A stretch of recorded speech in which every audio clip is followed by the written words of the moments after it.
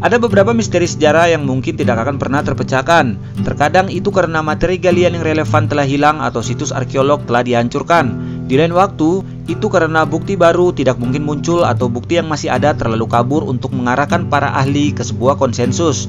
Pada video kali ini, saya akan membahas secara singkat 6 kasus misteri sejarah dari pertanyaan historis yang mungkin tidak pernah memiliki penjelasan pasti. Apa saja misterinya? Ini dia ulasannya.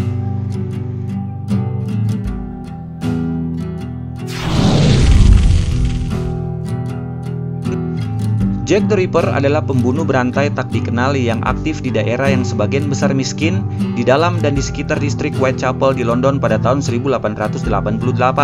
Baik dalam file kasus kriminal dan laporan jurnalistik kontemporer, pembunuhnya disebut juga dengan Whitechapel. Serangan yang dilakukan Jack the Ripper biasanya melibatkan pelacur wanita yang tinggal dan bekerja di daerah kumuh East End of London, di mana di antara para korbannya ada 3 yang dimutilasi. Sang pembantai ini setidaknya memiliki pengetahuan anatomi tubuh dan bedah. Desas-desus bahwa pembunuhan itu terkait semakin intensif pada bulan September dan Oktober 1888. Nama Jack the Ripper berasal dari sebuah surat yang ditulis oleh seseorang yang mengaku sebagai pembunuh yang disebarluaskan di media. Tak perlu dikatakan, Ripper tak pernah ditemukan, dan selama bertahun-tahun, lusinan orang telah diangkat sebagai kandidat yang memungkinkan sebagai sang tersangka utama.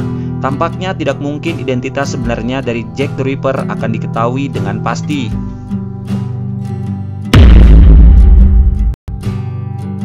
Penulis kuno mengklaim bahwa Cleopatra VII dan kekasihnya Mark Antony dimakamkan bersama di sebuah makam setelah kematian mereka pada tahun 30 sebelum Masehi.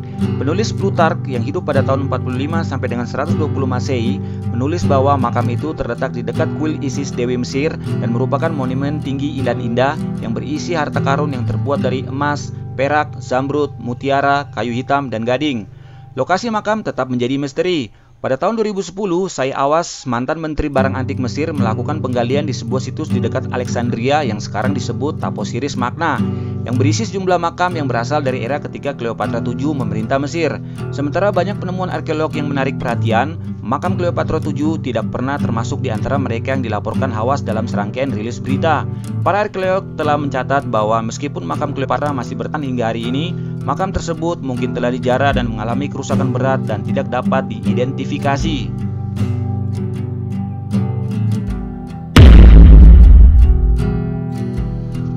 Pada tahun 587 sebelum Masehi, pasukan Babilonia di bawah Raja Nebukadnezar II menaklukkan Yerusalem, menjarah kota dan menghancurkan kuil pertama, sebuah bangunan yang digunakan oleh orang-orang Yahudi untuk menyembah Tuhan.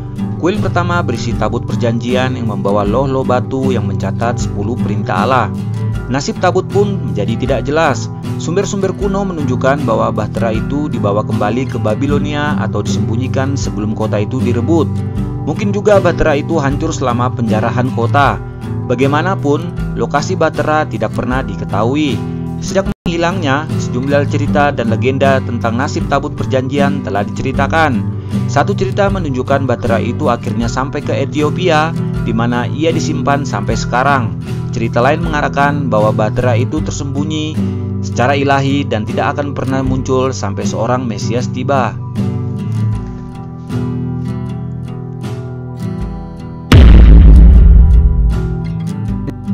Penulis kuno menggambarkan serangkaian taman fantastis pernah dibangun di kota kuno Babilonia yang lokasinya sekarang kita kenal dengan negara Irak. Tidak jelas kapan taman-taman ini dibangun, tetapi beberapa penulis kuno sangat terkesan dengan taman-taman itu sehingga mereka menyebutnya sebagai keajaiban dunia. Sekitar tahun 250 sebelum Masehi, Philo dari Bizantium menulis bahwa taman gantung memiliki tanaman yang dibudidayakan pada ketinggian di atas permukaan tanah dan akar pohon tertanam di teras atas daripada di tanah. Sejauh ini para arkeolog yang telah menggali Babilonia tidak dapat menemukan sisa-sisa taman yang sesuai dengan gambaran tersebut. Hal ini membuat para arkeolog bertanya, apakah taman gantung itu benar-benar ada? Pada tahun 2013, Stephanie Daly, seorang peneliti dari University Oxford, mengusulkan dalam sebuah buku bahwa taman itu sebenarnya terletak di kota Niniwe di Assyria.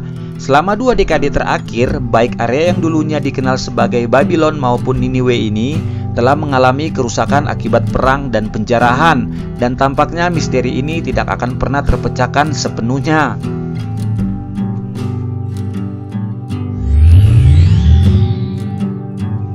Mungkin misteri terbesar dalam sejarah Amerika yang tidak akan pernah terpecahkan. Pada 22 November 1963, Presiden John F. Kennedy ditembak di Dallas oleh Lee Harvey Oswald. Meskipun ada beberapa spekulasi mengatakan dia bukan satu-satunya orang yang melakukan tembakan ke arah sang presiden. Salah satu legenda sniper Amerika dalam Perang Vietnam, Carlos Hadcock, pernah diminta menjalani rekonstruksi tembakan terkait kasus ini, mengatakan sangat mustahil dari arah posisi Oswald bisa melakukan 3 kali tembakan ke arah Presiden Kennedy dalam waktu singkat dengan target yang terus bergerak. Pada 24 November 1963, sebelum Oswald dapat diadili, Oswald ditembak secara fatal oleh pemilik klub malam Jack Ruby. Ruby sendiri meninggal karena kanker paru-paru pada 3 Januari 1967. Penjelasan yang paling diterima secara luas adalah bahwa Oswald membunuh John F. Kennedy sendiri dan Ruby membunuh Oswald atas kemauannya sendiri. Mengingat bahwa bukti baru yang signifikan tidak mungkin muncul, konsensus yang pasti mungkin tidak akan pernah tercapai, di mana ada juga anggapan bahwa tokoh-tokoh penting dalam CIA juga ikut terlibat.